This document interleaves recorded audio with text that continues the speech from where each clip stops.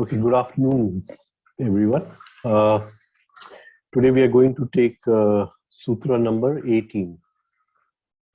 The Sutra goes as Virama Pratyaya Abhyasa Purva Sanskara Shesho Anyaha. We've taken a further stage of samadhi is achieved when through one pointed thought the outer activity is quieted. In this stage, the chitta is responsive only to subjective impressions. It's another translation. The other Nirodha is preceded by the practice of a movement towards cessation of thought. So the word viram it's been taken as cessation of thoughts. A residue of thought impressions will remain. There is another Nirodha, says Patanjali. Or we can take one more translation. The other state of meditation is when awareness perceives no thought or object, only the seeds of unmanifested possibilities. So the first word is viram. Viram is to put at rest, cessation, stopping something. Now this prefix vi can have many meanings. Here, away from, and it can also mean vishesh as extraordinary vi, and it can be vi as virod, something which is in opposition also. So away from, and ram the what do you call ram, to delight, to play. From ram we get the word ram, the one who has come to play, right? So to feel pleased, to please someone. And even in one of the Hindi translations, we can also take the word Anand, Ram. So Viram, Pratyaya. Pratyaya is an impression, movement of the mind, a sort of wave in the mind. Prati, towards, and E, to go. Abhyasa, practice, repetition. Abhi, towards, and us, to sit. And us also in the what do you call meaning to throw, as asyate shipyate. I have taken that meaning right at the end over here. Purvaha, preceded by. Sanskar, an impression or on consciousness of past experience, some with and crew to do, something which has been done. Sesha, residue, remainder, and anya, the other. So basically what Patanjali is saying over here is that in the 17th sutra, which we did the previous to last time, he talked about 4 different samadhis with knowledge, that is vitarka, vichara, anand, asmita. So, and he said this is samadhi with knowledge, or gna, with cognition. And now he's saying this is samadhi without knowledge. So that was called as sampragnata, and this many people call as asampragnata, even though he has not called it that. He has called it as the other, anya. So in this he says, this anya is another form of samadhi. In this samadhi, there is viram, cessation, and there is an, what do you call, impression of that viram. So the impression which we are getting is that there has been a cessation. Some people say cessation of thought, cessation of vritti. We will go into this. So we get an impression that something has stopped. And this is because abhyasa purva. Purva means the last sutra. Because of the practice of those 4 samadhis in the last sutra, abhyasa purva, there is a, what do you call, an impression of something stopping inside, right? And after that stops, what remains in the consciousness is just the seeds of possibilities, what we call as sanskaras. Sanskar sesha. Sesha means the remainder. Now, sesha is a very deep word because it also means seshnag, but we'll go into that a little later. And sesha, anya. So this is the another form of samadhi. First, he gave us those four forms of samadhi, and now he's saying this is anya, another form of samadhi, right?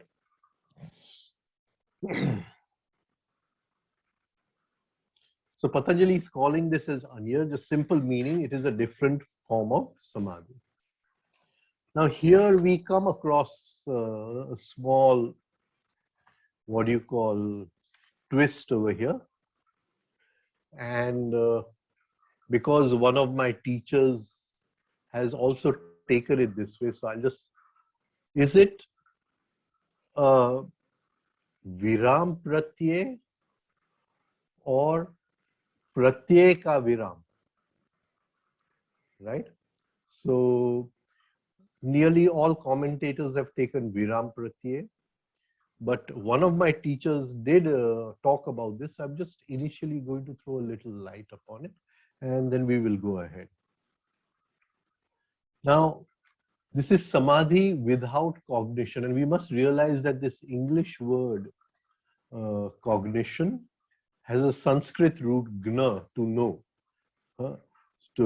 It comes from this Sanskrit root, right? Now,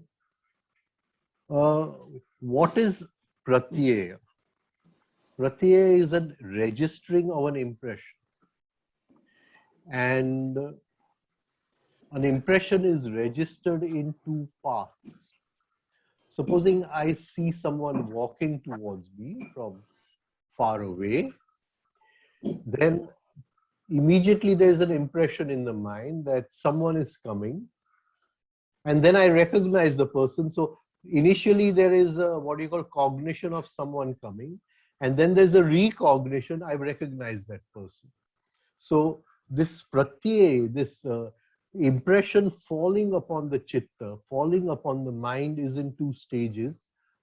One where there is no recognition, but still there is cognition, right? And then there is a recognition where we recognize what the impression was. And this is done with the help of memory, right? It's done with the help of memory. So the word pratyay, to cognize, and what do you call, this can happen in two stages. Now, once the pratyay, the cognition, has happened inside, then there's a reaction from within. And that reaction, the Yoga Sutra, in simple language, you'll call it as vritti. So there is an impression, right, falling upon the chitta from something coming in, and then that is a pratyaya. There's a uski pratiti hoti hai. There's a pratyaya, and then there's a reaction from inside, which is also based upon decoding that impression, recognizing that impression, and that also has memory with it, because the recognition comes from memory. So there is a, what you call, cognition, recognition, and then a reaction. So there is pratyaya is what comes from out to in, and vritti is what comes from in to out. Now, is he talking about that we are now, something has come from out to in, and we have now come to a state where there is no reaction? So a new impression is being cognized, that something has come from out to in, and there is no reaction inside. There's an empty space at the point of reaction, and there is an impression of that empty space, that there is no reaction, and that is viram pratyay. And that is the meaning which we are going to take, but I want to just talk about the other meaning also.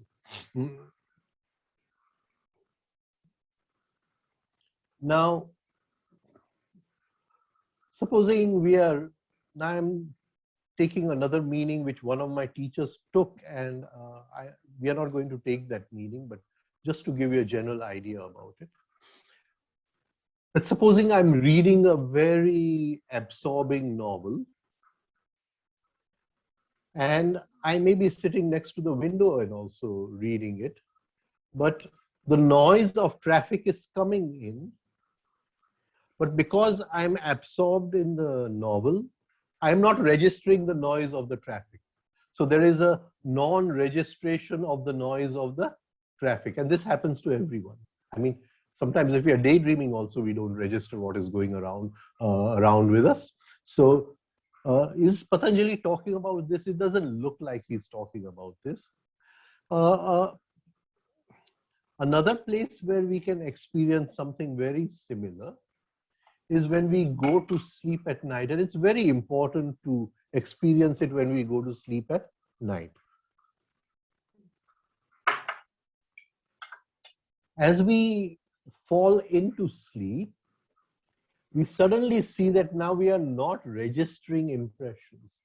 And if we can bring our consciousness here, then we will be in a certain state where we'll experience that state of non-registration of impressions. Of course, this would mean Pratyakabhiram, the cessation of Pratyay itself, right?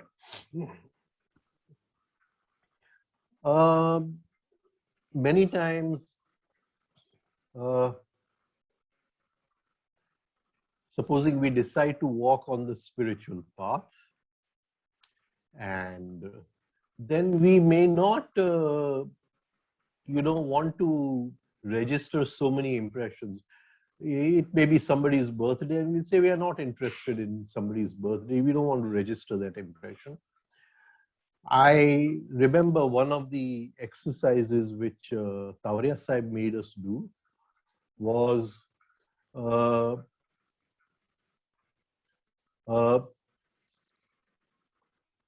what happened? Oh. One sec. How do you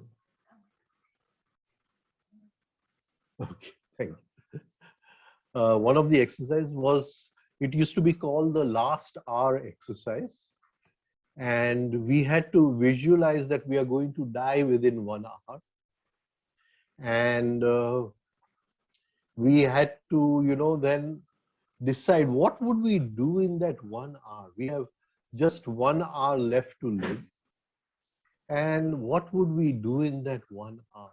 And supposing we were interested in our spiritual journey, definitely the first aim would be that when that 1 hour is over, I don't want to get into a state where I'm going to lose consciousness, right?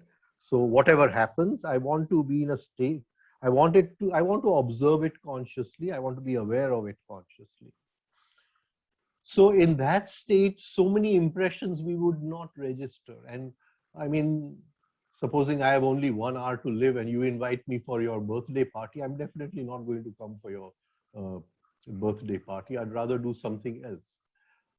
So many things in our life, if we suddenly realize we have only so much time, so many things would fall away.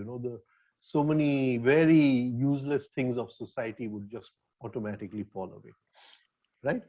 But I don't think Patanjali is talking about this, so we are not going to take that meaning.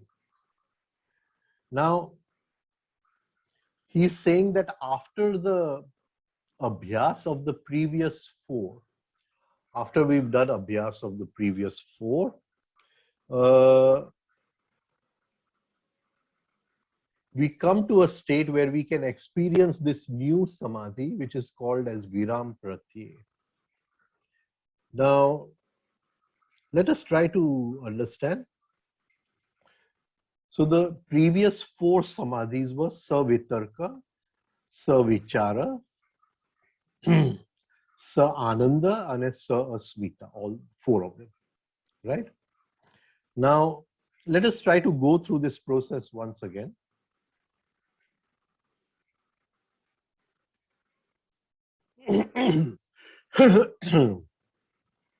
So let us take one example. I say, I am angry. So I am getting a feeling of I, of myself, which is coming through the feeling of anger. I am angry. So that is my experience of I is being supported by the feeling of anger, right? Now, the minute this happens, and I say that, okay, now where do I become aware? Do I become aware in the first manifestation of the anger? Or the anger has already arisen, I've become a victim of that anger, and I've moved a little distance in that anger. I may have expressed it a little, and then suddenly I become aware, I become conscious about it. I say, I want to be free of this anger, so I pause over there. Or I may become angry, I get angry, and after the anger is over, I will keep on repeating those thoughts inside. I'm a victim of those thoughts inside, and suddenly I become aware, I pause over there, right?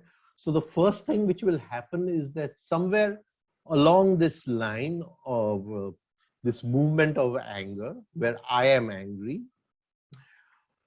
I will pause either in the very beginning, depending on my level of awareness and depending on my level of remembering, right? Now, the minute I become aware, so there will be an inner struggle going on, where all the causes of anger, what I've understood, that somebody treated me in this way or somebody did this or whatever, is they are trying to pull me back into anger. And I am saying I want to be free of anger, so I'm trying to come out of the anger.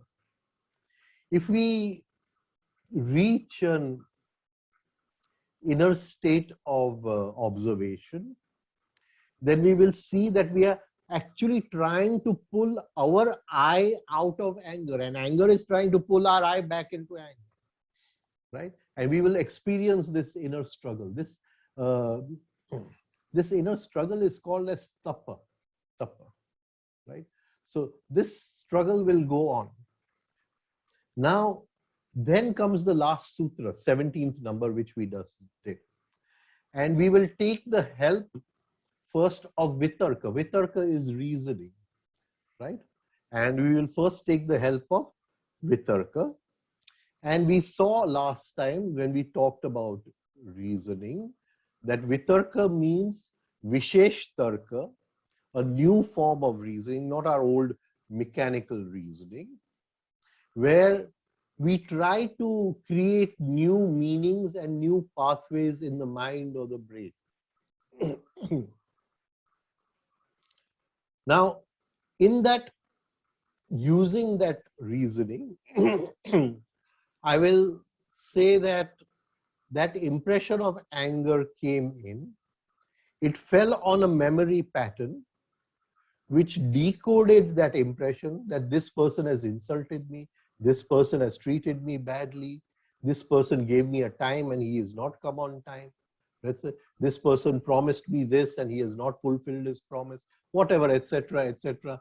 These are the instrumental causes of anger.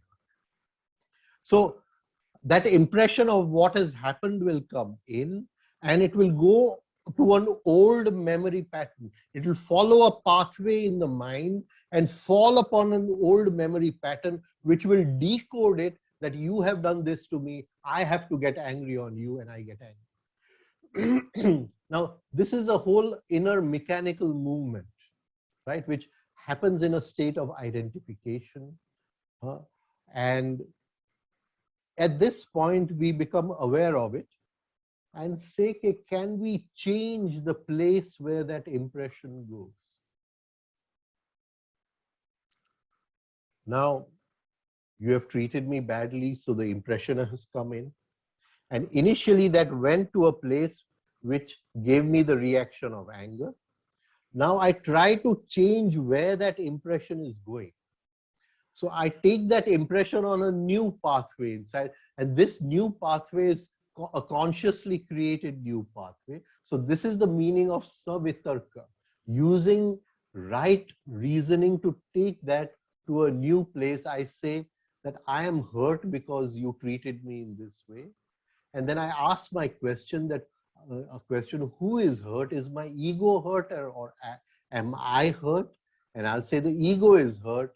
And this is a good opportunity to separate from the hurt, to separate from the ego. So I have given a new meaning to that impression which came in. And I have used my thinking process, my reasoning process to give a new meaning. So I say, okay, I got angry. I'm getting angry, but there's no reason to get angry because the ego has been hurt and I want to be free of the ego. If the ego had not been hurt, I would not be able to sense the ego, feel the ego. I would not be able to observe the working of the ego. It is only because of the hurt that the ego, which was lying in darkness, has come into light. So suddenly the whole meaning of everything has changed, and there is a freedom from this old pathway. There's a freedom from the mechanical pathway, and this freedom brings Anand. So there's savitarka sa Anand. I hope I'm coming across. We did explain this the time before last. So the first thing I use is my reasoning power. The second was Vichar, Vichar, the samadhi, Vichar samadhi. Now, char means to move, Vichar means to go on a progressive movement. So I'll say that even though in this one instance, I did not get hypnotized or identified by the anger, I used my reasoning process to be free of the anger in this one instance. But life has many instances. Life brings many, what you call, events. And there could be another event round the corner which is going to make me angry again, right? So I'm looking at it and I say that, okay, that anger, I'm habituated to do this. It is a mechanical reaction which has been happening for thousands of years. I mean, I'm just conditioned to react in this way, right? And can I see that conditioning? Can I see that habit which is ingrained, which is crystallized within me? And so I move from the reasoning to the outcome. I say the outcome is anger, but it is because of this habit which is conditioned within me. Can I now break that habit? So the second state would be vichar, the breaking of that habit. Char means to move, char means to graze. So now I don't graze on old pastures. I now make new pastures. Vishesh char, I make new pastures and I graze upon that to break the pathways, to break the habits of the old pathways. So again, this will come with Anand, Sa Anand. So there will be Anand from creating a new pathway, not reacting. Anand from breaking the very habit of reaction, right? And so the third samadhi was Sa Anand, and we have experienced it at 2 stages.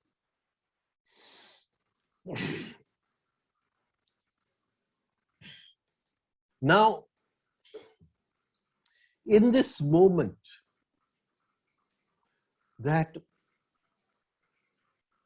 there was an impression from outside, somebody decoded that, something within me, a memory pattern decoded that impression as an insult. The reaction was anger. Yeah? So this was the movement. Now the same impression came in, and the reaction from inside is that I've made a new meaning out of it. I've made a new pathway out of it. The reaction is, it is not anger, it is a feeling of pain, and the ego feels pain. Can I be free of the ego? And so the reaction now is of inner bliss, Sa Anand, inner bliss. Oh, I'm suddenly free of the old pathway. I'm suddenly free of the old, what do you call, habit. And in that bliss, I will say, who is feeling this bliss? And so it will be Asmita, Ananda Asmita. And then there is a feeling of I, which is now no longer dependent upon the bliss. Initially, my feeling of I came from the anger. Then the anger went away, and now the feeling of I is coming from bliss, Ananda. In life, we don't have a pure feeling of I. The feeling of I is always dependent upon something. I make a lot of money, my feeling of I changes, right? So the feeling of my feeling of I is coming from I have a lot of money and power within me. Or I may be very famous, and my feeling of I is coming from I am very famous, right? So in life, all our feeling of I comes because of something. And in this last feeling of I, the feeling of I is coming because of Anand, because of bliss. And I say, what is the I without Anand? At that moment, even the Anand falls away, the bliss falls away, and the inner experiences of emptiness, Viram Pratyay. Viram Pratyay. So I have moved from expressing my anger outside, then expressing it internally within myself, and then coming to a state where I'm free of that anger. And in that cessation of anger, and even cessation of the happiness from being free from that anger, in that moment of cessation, there is a pure feeling of I, and there is a new inner impression which I get of something ceasing, something stopping, something going into rest, Viram Pratyay. So Patanjali is saying that Abhyasa Purva, if we have practiced these 4 steps which I gave to you in the last sutra, we will come to a stage where we will have an inner, what do you call, impression of total cessation, cessation of all reactions, cessation of all vrittis, and that will be Viram Pratyaya. And that is, why is that? Abhyasa Purva, because we have practiced Purva, the previous one we have practiced. Now, here I'm going to ask,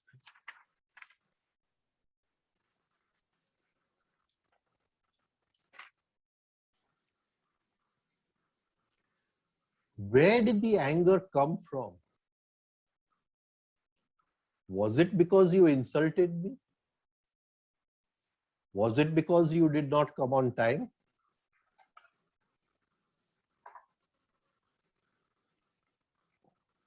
Where did the anger come from?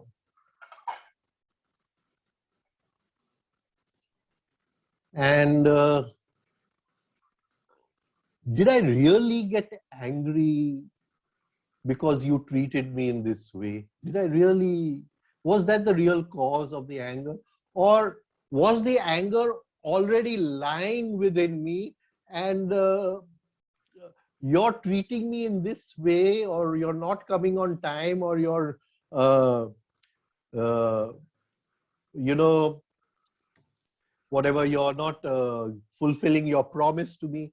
It is just an excuse for that anger which was already lying within me to come out.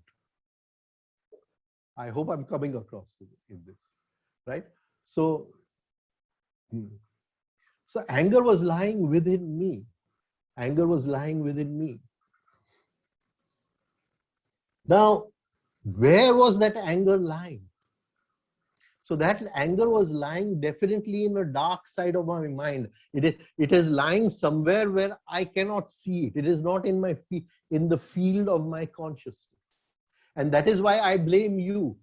I say, you're the cause of my getting angry.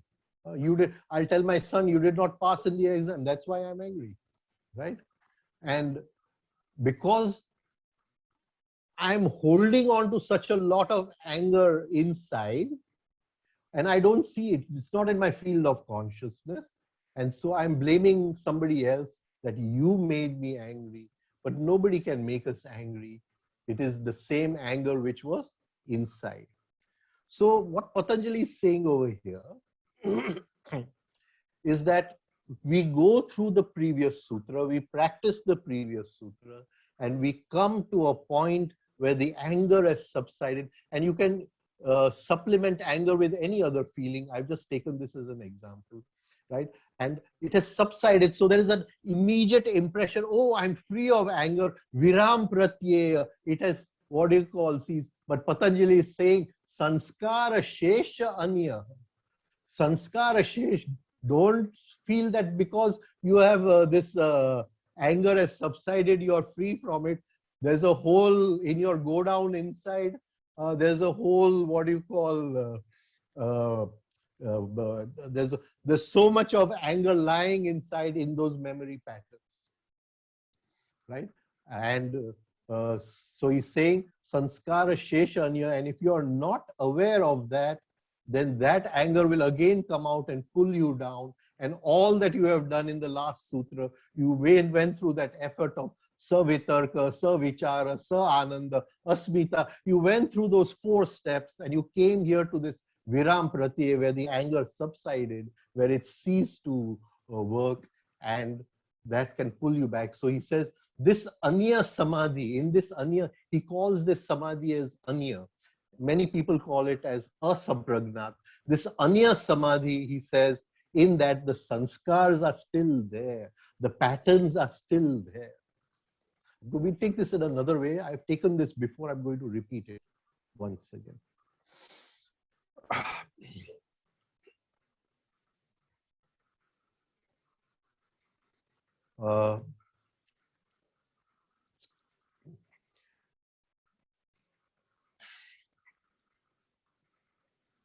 What am I? What am I? Am I my name? According to Tauriya Sahib, I am a structure. And unless this structure changes, nothing changes with it. Now, in this structure of mine, I have 100 units of anger. I have other units of so many things, but I have 100 units of anger. So what am I right now? I am 100 units of anger. Now, those 100 units of anger, they are lying in my unconscious mind, and they are looking for an opportunity to come from the unconscious into the conscious. They're looking for an opportunity to express themselves. So again, we come back to the same example. You treated me badly. And out of those 100 units, 1 unit of anger comes out and it hypnotizes me. I become angry. I either throw my anger upon you, and of course, if you're my boss, I can't throw my anger upon you. I beat myself inside over there. So either I throw my anger upon you or I beat it out inside my mind. I express that anger. So that anger which came out from my unconscious, from that 100 anger, 1 anger came out, made me angry. I expressed the anger. So 1 plus 1, after the situation is over, 1 came out, 2 went in. Now I have 101 anger inside, right? This is the basic theory of karma. This is the basic theory of karma. Now that 1 anger came out and I observed it. I used my reasoning, I used my Vichar Shakti, I observed it, and in that light of observation, in holding that observation, in being aware of that anger, because anger is darkness and observation is light. In the throwing of light upon darkness, if I can hold it for some time, that anger disappears. Viram pratyaya. Viram pratyaya. But Patanjali is saying that 1 anger has gone away, 99 are still remaining inside. He says, sanskar shesha anya. Right? So the sanskars are still remaining, but I have been free of 1 anger. So instead of 100 becoming 101, now 100 have become 99. This will change all the events of my life. Because all the events of my life which were being invited, what is going to happen tomorrow, day after, it was being invited by that 100 anger. Now the magnetism of that 100 anger, the potency of that 100 anger, the intensity of that 100 anger has come down to 99. It cannot invite the same events in life. New events will come in my life. Can you see? I'm moving along this line of time. If here I was going to have an accident, if there is now 100 anger becomes 99, I move in a higher line of time. This accident goes from here. It cannot come to meet me. It's not possible because I have changed, and because I have changed, the events I invite in life have changed. So Patanjali is saying that in this situation, there is a what you call impression of viram pratyaya, right? Of the absence of anger. And in that, don't feel you're free of anger. Those 99 are still lying over there.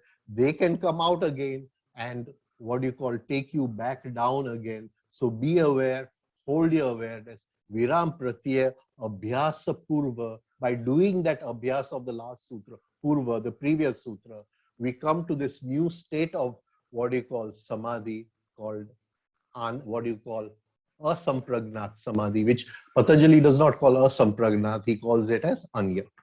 Right? I hope I've come across in this. Right? So please give me a thumbs up if I've come across. Right. Now we'll just go a little deeper into this.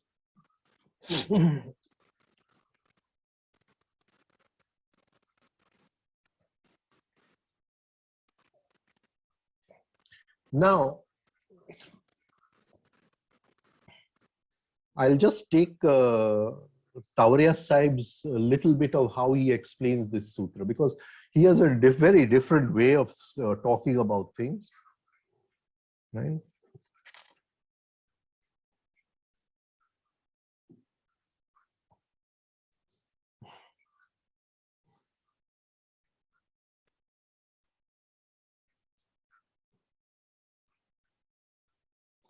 Now we must understand this vicious cycle. An impression comes in from outside, and then we saw that impression, there is a cognition, and then there's recognition, and there's reaction. And that reaction we called as vritti. And this is a what you call vicious cycle. So we have to break this cycle somewhere. Impression inside, reaction from inside, and this goes on throughout our lives. So in this, we have now broken the cycle at one spot. The vritti part, where the vritti was coming, the reaction was coming, we have observed the anger, we have observed the reaction, and the reaction has calmed down, has ceased. And suddenly in this vicious cycle in which we were trapped for so many years, suddenly we have broken that vicious cycle from what you call pratyaya, impression, to vritti, and from vritti back to pratyaya, and pratyaya back to vritti. We have broken this cycle. The second thing, that the minute we break the cycle, even at one point, even if even for that fraction of a second, if we are free of anger, or whatever the expression, it doesn't have to be anger, any reaction,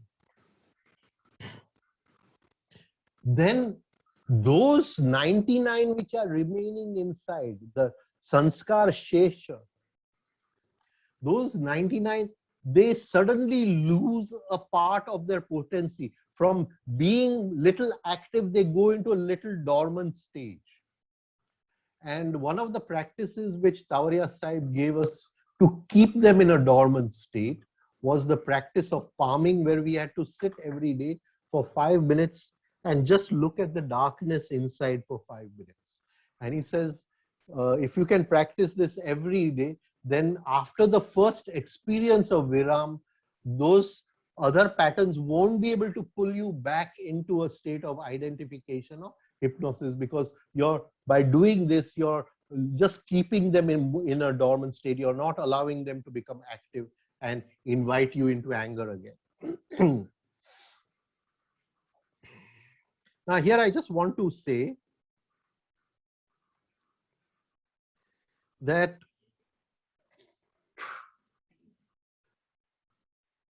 what is our aim in this sutra? The sutra is to reach a state of samadhi. This is our aim. to reach a state of samadhi which Patanjali calls as anya, other, right? How do we reach that state of samadhi? So that is through the practice of the previous four and coming to a practice which is called Viram Pratyay.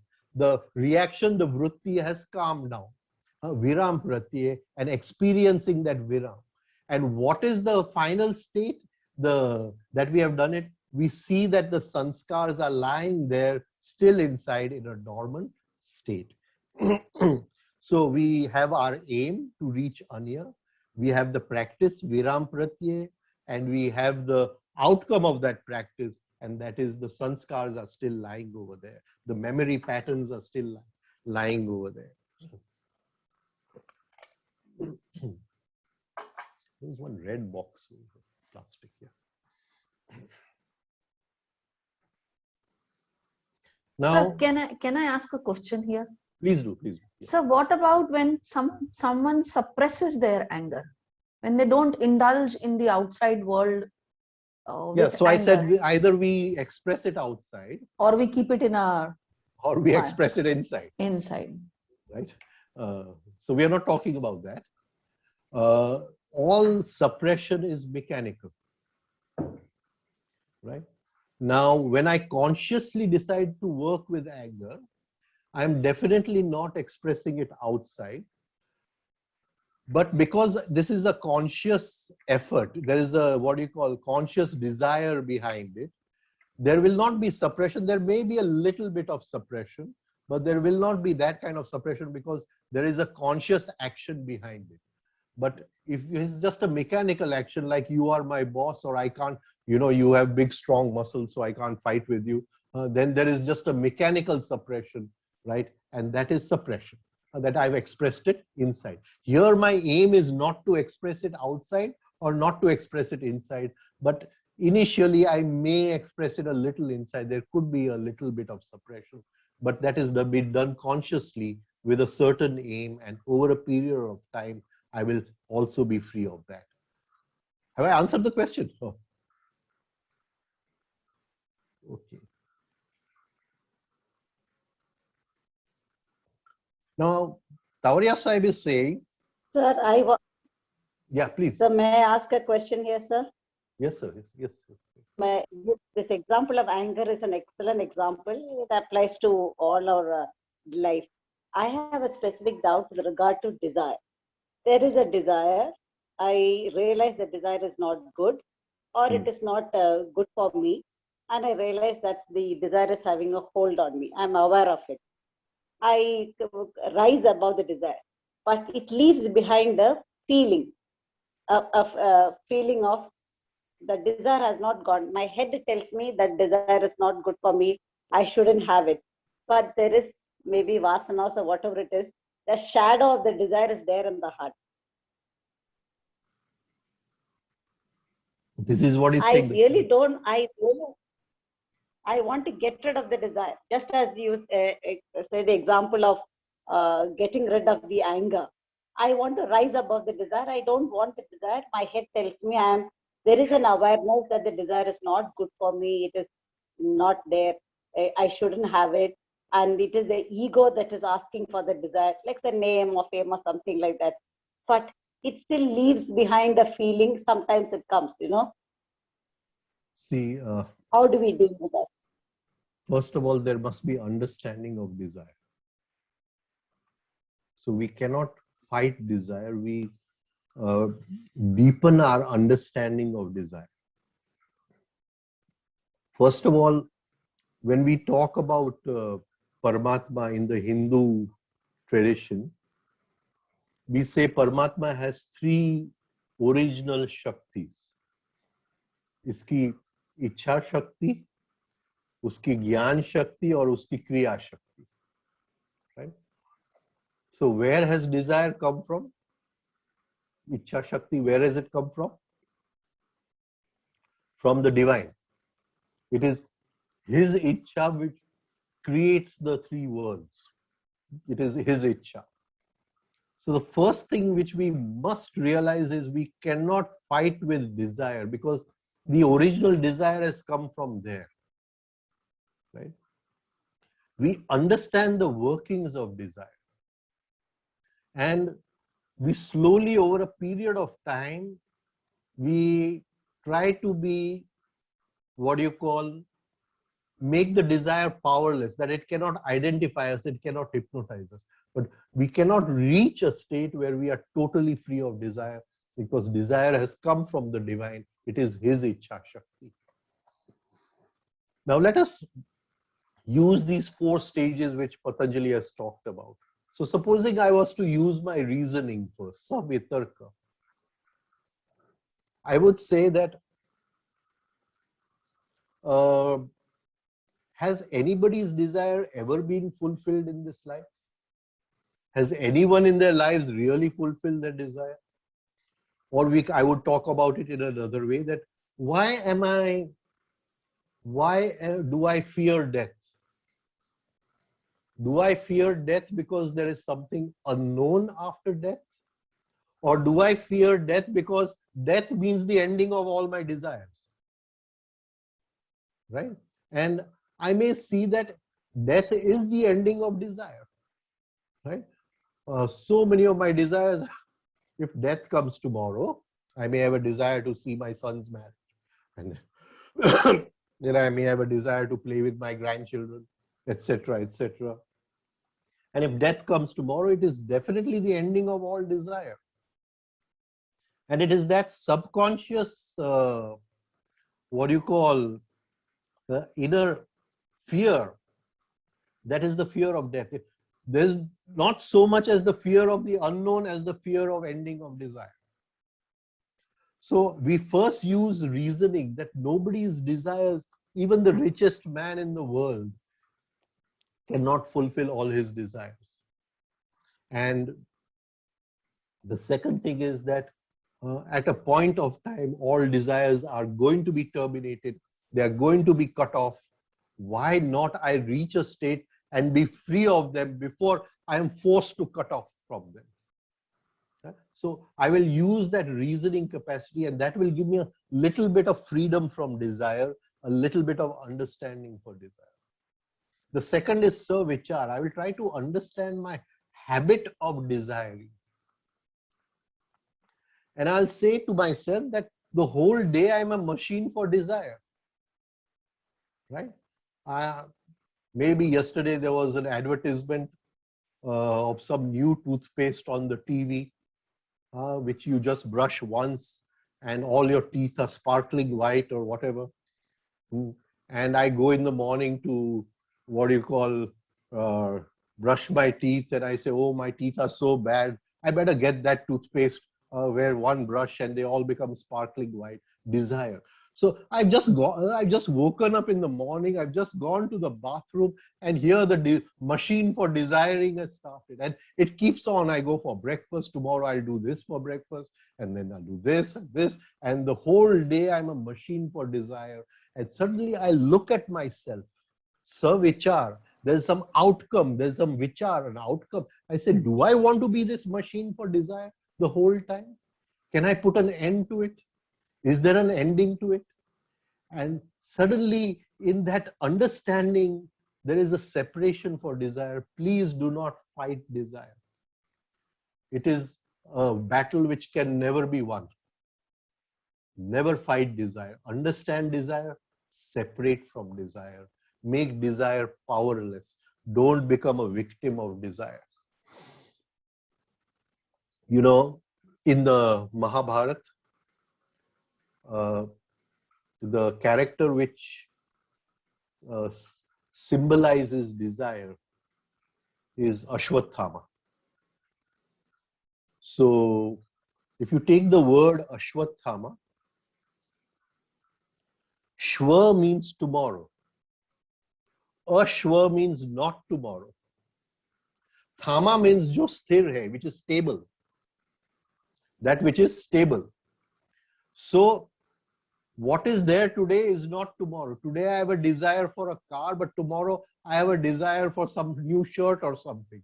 So what is there today is not tomorrow. Desires are changing every moment. Forget not tomorrow, not next hour also. They're changing so fast. The desires are changing so fast. So he's saying, Shwa, tomorrow, Ashwa, not tomorrow. But still, sthai hai. It is always stable. Desire is always there. Desire is always there. That desire which was there today is not there tomorrow, but still desire is always there. Ashwathama. Now you have to understand that even Krishna could not kill Ashwathama. He could not kill, because Ashwathama was a Chiranjeevi. He was an everlasting Shaswat Purush. You cannot kill Ashwathama. But Krishna took away the money which was in his forehead, and that made Ashwathama powerless. And when we understand the Mahabharata, when we understand this story in the Mahabharata of Ashwathama, we realize that we cannot fight with desire. We take out the diamond from the forehead of the desire, and the desire is powerless in front of us. The desire is still there. The thoughts of the desire may come. Those thoughts will not hypnotize us. We will not identify with those thoughts. So please don't fight with desire. Don't try to suppress desire. Observe the working of desire. Understand the working of desire. Use your reasoning capacity and come to a state where desire is powerless to touch you. Right? So, I mean, I would go about it in this way. Right? Thank you so much. Thank you so much. It made a big difference to my understanding. Thank you so much. Yeah. Can you please repeat Ashwas Tama? What does Ashwa? Ashwathama. You're a bit. Shwa means tomorrow. Ashwa Tomorrow, yeah. means not tomorrow. And Thama Ashwa means means not tomorrow. not tomorrow. Okay, fine. What is there today is not there tomorrow. Yeah. Right? So today I have a desire for something, Thama? but tomorrow definitely I'm going to have a desire for something else. Right? Yeah. But desire is always there. Sthai hai. Desire, Thama, sthai hai. Desire is always there. It is there, stable. So Whether Tama means stable. Stable. Right? So that which is always there. Desire is always there, but desire which was there today is not there tomorrow. Okay. All right. It is Thank changing you. all Thanks. the time. It is changing all the time. Right? Okay. Thanks. Thank you. Right. I'll go back to the sutra. I go ahead. I'll just try to take Tawaria Sahib's, little bit of what he says about this sutra. Now, Tawaria Sahib is saying that this Viram Pratyaya, this this observing of whatever desire or anger and its cessation in that moment, that cessation and that feeling of freedom which comes from it. He says it is a very, early stage of samadhi. It is not the samadhi of the adept person. We have to we have to still progress a lot from here, but it is the beginning of samadhi. That is what he's trying to say. And what he is saying, he talks about something called the mind stuff. And we must try to understand this. When we were children, we used to have plasticine. And from the plasticine, we could make different things, objects, toys, etc., etc. Similarly, everything that is made up in the mind is made up of the basic substance of the mind, which he calls as the basic mind stuff. Now, this basic mind stuff, chitta, this basic mind stuff, it is like plasticine. So when an impression comes from outside via the senses, the mind stuff, it from its original nature as just basic mind stuff, as basic plasticine, it modifies itself, it takes the shape, it takes the form of that impression which has come from outside.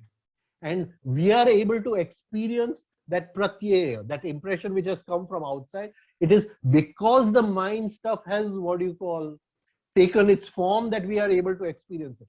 If the mind stuff refused to take its form, we would not experience that impression from outside. It could be the impression of anything, right? So the basic mind stuff takes that form. Then there is a reaction to that mind stuff. So what came from outside, we called it as pratyaya, and the reaction from inside we called as vritti. So here again, the mind stuff, because the mind stuff has taken the shape of my reaction, that I experience that I'm reacting as anger, I'm reacting as desire, I'm reacting as jealousy, I'm reacting as authoritativeness, etc., etc. So it is the mind stuff taking that. Now he's saying that in this moment of viram, in this moment of cessation, in that moment, suddenly there is an experience of the basic mind stuff which has not taken any form. And this basic mind stuff is not my individual mind stuff. It is the universal mind stuff. And in that moment of what you call experiencing that one moment where the mind stuff is not taking any form, I suddenly experience the universal mind, the mind of God, or the cosmic mind of God, or whatever we want to call it, the basic mind stuff. So this is what he's trying to tell us, that this is the first experience of that universal mind stuff, the universal mind stuff. So I mean, that is how he has taken this. I hope I've been able to come across in this. Now, I want to take this in a different way also. Is there any questions just now? Then I'll take it in a little different way. Any questions on what we have done till now? Any questions on this? Okay, no questions. So, yeah. You just gave us the relationship between vritti and pratyaya. Pratyaya. Yeah. Pratyaya. I missed that point regarding the universal mind of God. I lost that connection. I was making notes. Okay. Okay. I was talking about Tavaria Sahib's what do you call view on this sutra, and Tavaria Sahib says that we have a basic mind stuff, right? And that basic mind stuff is like clay. It is like plasticine. It can take any shape. Like we were children, we used to play with plasticine. So when an impression, a pratyaya, comes from outside, the basic mind stuff, it loses its original form as mind stuff and takes on the what do you call the form of that impression, that pratyaya, and that is how we experience that impression, because the mind stuff has taken that form. Now that is the pratyaya, but we have a vritti, a reaction to that impression which has come from outside, and that reaction we also experience because the mind stuff takes the what do you call the shape, the form of that vritti. It may be anger, desire, whatever. Now in this sutra we experience viram pratyaya. That is, we get a new pratyaya, a new impression that vritti, that reaction which had arisen has calmed down. There is no more that vritti, right? And in that, the basic mind stuff which was going to become that vritti, it does not change its original shape. It remains as a basic mind stuff. And we experience that basic mind stuff in its original form, which is the universal mind stuff. Everybody has the same. Whether it's in animals, plants, it is the basic mind stuff. It is the basic universal mind of God. And in that moment, we experience that. That is what he's trying to say. What is the basic mind stuff? So this is what Tavaria Sahib is trying to tell us. I hope was I able to answer your question? Right.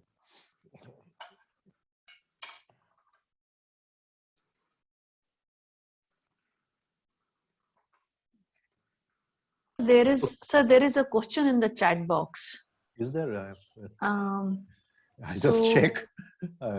Jitendra, he has asked, so how artist will work without imagination if he will not allow to form that stuff?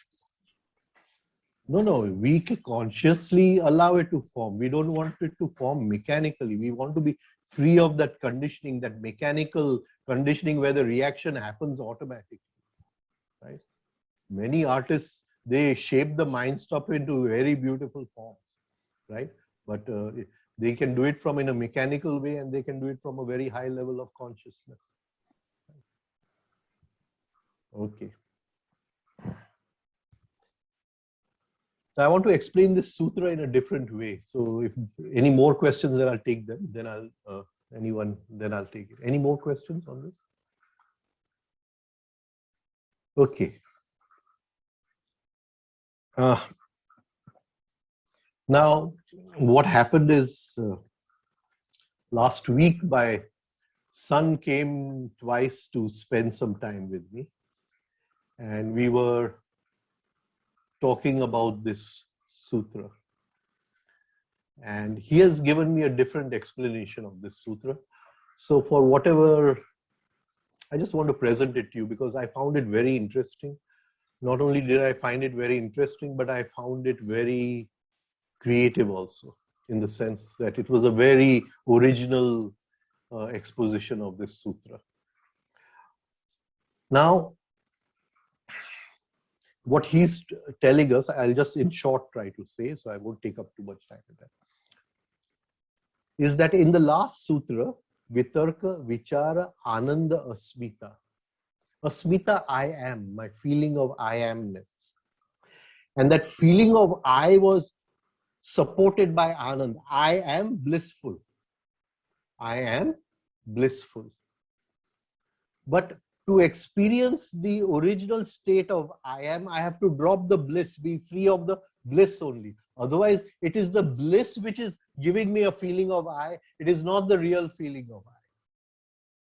So there is a feeling of I which now is free of bliss also, free of Anand also.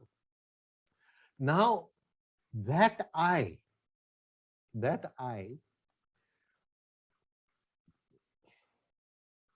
which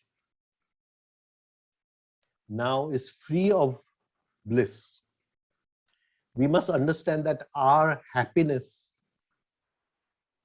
is always dependent on something happening, right? If I get some money, I may be happy. If 5 friends come for the evening, I may be happy, right? Or you give me a present, I may be happy. Whatever, somebody gives me a new shirt, I'm happy, etc., etc. So happiness is always dependent upon something happening outside. Similarly, in this sutra, 17 number, not the one we have done today, 17 number, the Purva, the one previous. We first used reasoning to reach a new state of understanding, which he called as a mini samadhi. And there was Anand. So the happiness was the outcome of reaching a new state of reasoning. Savitarka samadhi, that happiness, Anand was a result of that.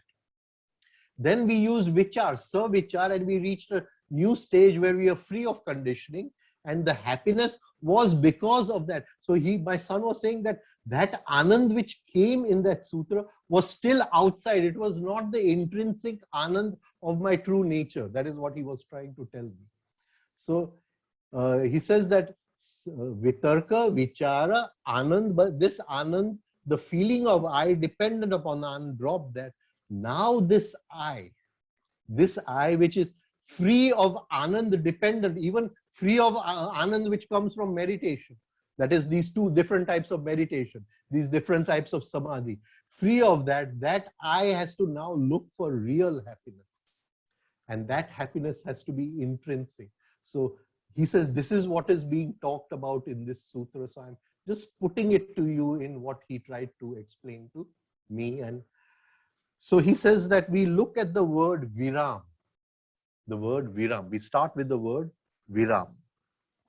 So he says that the word vishesh, special, in opposite to, in antagonistic, virodha, in opposite to, right? Ram. Ram means to play, to delight. And of course, one of the meanings of Ram is, thank you. Viram. V plus Ram.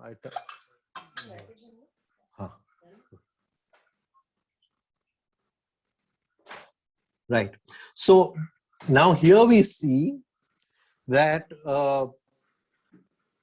this word Ram over here, it means happiness, and one of the meanings is also Anand. So we will say to please, to delight. So now, till now, our delight, our pleasing, our Anand was on objects from outside. So he's telling me that now this I, which is not dependent upon Anand from outside, is looking for Vishesh Anand, Vishesh Ram. So he's looking for Viram. He's taking a movement towards that state of happiness which is not dependent upon anything. I hope I'm coming across this, right? So he's saying Virama Pratyaya, Virama Pratyaya. Now, when he broke down the word Pratyaya, so Prati to go towards, E to go, Prati towards, E to go. So Vishesh Ram, that is a special state of happiness, Vishesh Ram, Vishesh state of playfulness, Vishesh state of happiness. Pratyaya, Prati to go towards that Vishesh state of happiness. This I, which is now does not have happiness from outside, now is seeking a Vishesh state of happiness. Vishesh state of happiness. So Virama Pratyaya Abhyasa Purva. Abhyasa Purva. So we go into the word Abhyas. Abhyas, the normal meaning is repetition. Now, if we take the word Abhi also, it means toward. Prati also, so Viram Pratyaya, Prati also means toward. Abhi also means to Abhyas, Abhi, and us to sit. Now, if you see in the beginning, I've taken one meaning of Abhyas. Abhimukhyena asyate shipyate. So it is not just to sit, it is sit with throwing out. Shipyate. You will have to explain shipyate over here. Shipyate. Right. Abhimukhyena asyate shipyate. Right? So mukhen is turn your face towards the goal. What is the goal? Vishesh Ram, Vishesh Anand, Vishesh happiness, Vishesh delight. That is our goal. We have turned our attention mukhena towards that. And how are we doing it? Ashyate shipyate. Ashyate means to sit down. Shipyate means to throw out. Shipyate means to throw out. Now,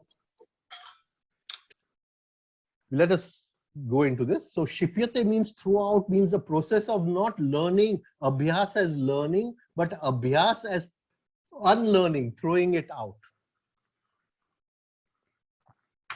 Now we go back to the previous sutra. So we reached a state of Anand through Vitarka. We reached a state of Anand through Vichara. We saw that that Anand was the ground on which the feeling of I was standing. And then we said that there is a feeling of I free of Anand. Now this I wants to move to a special state of Anand, which is intrinsic. So Viram, Vishesh Anand, Vishesh Ram, Prati, Pratyay, to go Prati, to go towards that, right? And how does he go towards that? Abhimukhen, to keep that aim in his mind, and Astyate Shipyate, to sit down and unlearn. He has to unlearn everything that he practiced in the previous sutra. As long as he is getting happiness from Vitark and Vichar, that happiness is still coming from outside. My son said he has to unlearn everything which he first practiced in the 17th sutra. Only then will he come to a state of happiness which is free of everything outside. Because even that samadhi which he got in the previous sutra it brought him happiness, but that happiness came from outside. So he has to reach a state of inner delight, inner pleasing, inner happiness, and that can only be done by learning. Abhyasa purva does not mean to practice what was done previously, but to unlearn what was done previously. But he says in doing that, sanskara shesha, the sanskar still remains. But this is an anya state of samadhi where he has found happiness from within himself. So this was how my son put it to Moresby, and I found this meaning very, very interesting and very nice. So I just thought I'll share it with you, right? So I don't know if I've been able to come across with it, but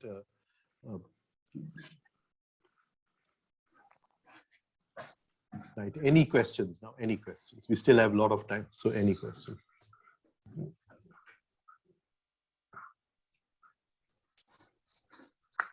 It's very profound, very, very interesting.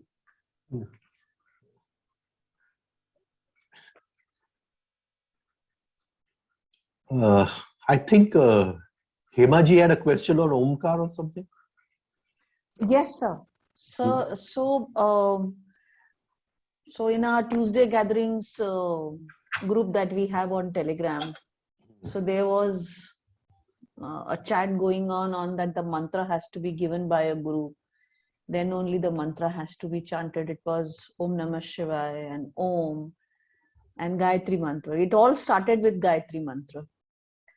So like we are practicing Omkar, so it's not been given by a guru. So what is what we need to do here?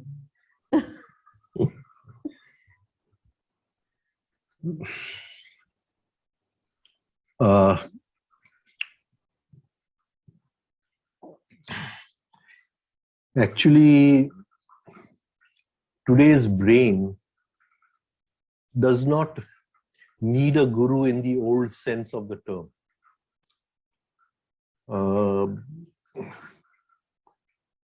Sometimes I tell people that we were the final batch. Then there are no more any gurus after this, right? We were the final batch with the guru, and now that examination has been cancelled. Existence has cancelled that examination. So today's brain is a very receptive brain, right? And it understands things. It scientifically understands things. And the scientific method is the biggest guru. Okay, when we understand things through the scientific method, we understand the meaning of Om. We understand that Akarant is a lower tone, Ukarant is a middle tone, Makarant is a higher tone, what their effect is, how they should be said, and everything. Then that itself, that very understanding is our guru. We don't need a person to be our guru, right? Today, when I look at today's children, the youngsters, they don't need a guru. I mean, sometimes they teach me, right? So they just absorb everything directly. So I think those days of where there was a guru and the guru had an ashram and the guru taught his disciples and all, I think those days are over now. The brain has really advanced in the last 100 years, and it is advancing so fast. So many parts of the brain are opening which were not there 100 years ago. So I would suggest that if you've understood it, you're practicing it, if the understanding is increasing every day through your own experience, right, then don't listen to anything else. Keep doing it. But Can I comment a little bit on this as well? Namaskar. No, Namaskar. yeah, we say that, okay, Guru Parampara should be there, but if it is like, there are 4 types of gurus, as it says, Shiksha Guru, Diksha Guru, Vatma Pratikshta Guru, and Chaitya Guru. So it could be any one of the 4 gurus. Chaitya Guru is the one inside you, what's giving you. Like Shiksha Guru is, you're giving us the knowledge, you're also a Shiksha Guru. So, it can be any form of gurus as well, where you get the knowledge from. Could that be interpreted? Like, I'm just asking if that's... See, we all have our inner guru. And if there is an outer guru, his only role is to take us up to the point where we communicate with the inner guru. But there is also a stage where life becomes the guru. And life is the biggest guru. Everything, every event in life comes and it teaches us something. And many times I have been observing just the curtains moving in the wind, and suddenly it gives an inner awakening of how the, what do you call, wind element moves, how it touches the earth element, what is this thing. So suddenly the curtain becomes the guru. Now, how can you call the curtain the guru? But the curtain is the guru, right? So it is not just the guru. Guru is a divine, what do you call, it is an inner space or a divine space from which at a right moment we get help from somewhere. And it doesn't have to be a person. It could be just some event in life itself. And of course, deep down there is the inner guru, which is in everyone, right?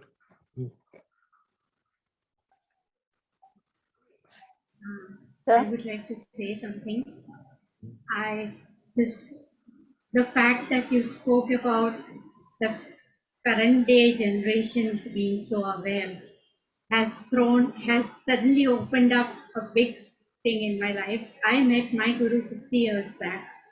Right. And I was practicing a lot of meditations and abhyasa. My daughter did so. Today I tell my granddaughter, I try to explain things to her about meditation and chanting and this and do that. And she, out of respect, listens to me, does it for 5 minutes, and then just goes away. But there are times when the awareness that she reflects, that she shows, the comments and the understanding that comes through her words are so divine and so much like they are coming directly, as if she has studied everything. Yes. So I understood what you meant, and that's what I want to thank you for explaining this. And they will, today's generation, they will learn from every source. I mean, wherever, they don't need one person to learn from. I mean, it's like a sponge. They will just absorb things from every source. I mean. Excuse me, sir. Yes. I mean, there is a story about Dattatreya, who has got 24 gurus. And most of the gurus were mountain, rivers, and air, and all that. Right. And no guru who was in the body for Dattatreya. I mean, that story comes like that. So I want to just share it. If you even have read the novel Siddharth, and he tells him to meditate upon the river, and the river becomes the guru in that novel. It's a very old novel, but the river becomes the guru in that.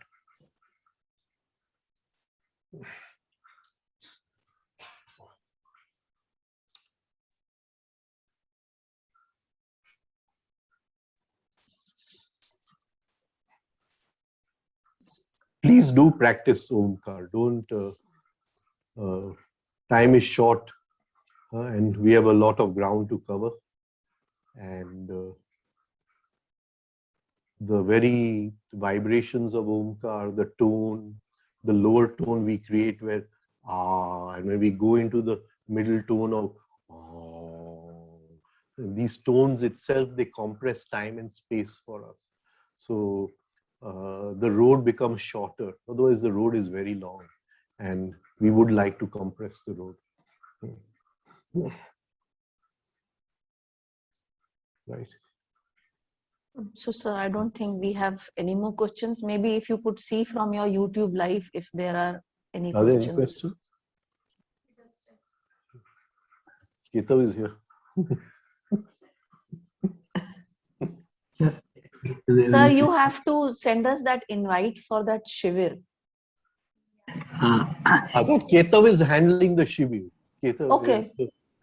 So he still has to give us. Yes, I think almost done with that, Hemaji. I think Yeah. I'll call you Okay. Later. I'll send the invitation to you later. Okay. Tonight, Okay. and I'll Because also then give you a people call. can make program because of tickets and it's holiday season for everyone. Yes. Yeah. No, great. Can you also send it to me, please, Ketal? I don't know whether you have my number for the Shibir, please. Yes. There's, Thank you. by the way, so we'll send the details, right? Information to Himaji and others. There's one question on YouTube which says, does experience of meditation or yoga become a barrier for being in present?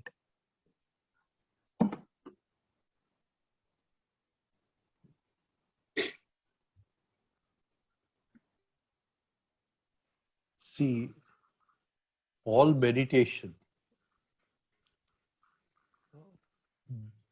it starts from one point, and that is coming to the present moment.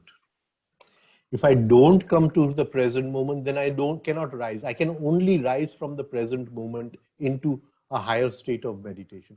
If I'm before or after the present moment, I cannot start climbing into higher time. So the present moment is the beginning. So any meditation which takes you away from the present moment, it's not right now. There may be very high states of meditation which take us into different time and space, but that is not for us just now, and we shouldn't even think about it, right? For us to hold the present moment and to start climbing the ladder of consciousness from the present moment. We cannot climb the ladder of consciousness before or after the present moment. We have to first bring our asana, bring our sitting, bring our self into the present moment. From the present moment, we start rising. So all the whole journey starts from the present moment. If I'm daydreaming of the journey, I'm not really walking anywhere, right?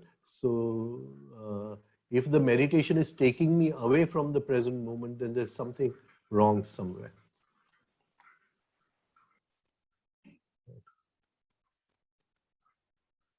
That's it? Okay. I don't think there's any other questions on YouTube. Right. So Hemaji, if you'd like to, what do you call, conclude? Yes, sir. Yes.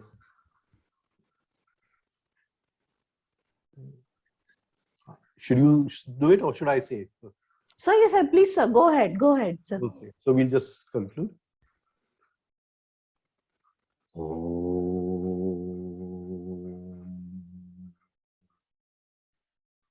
Sehna bhavatu sehno bhunaktu sahaviryam karvavahi tejasvina vaditmastu ma vidvishavahi. Om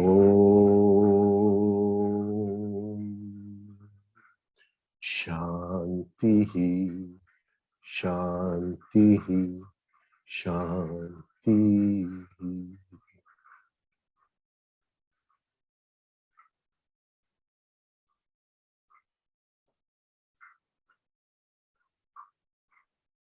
Thank you.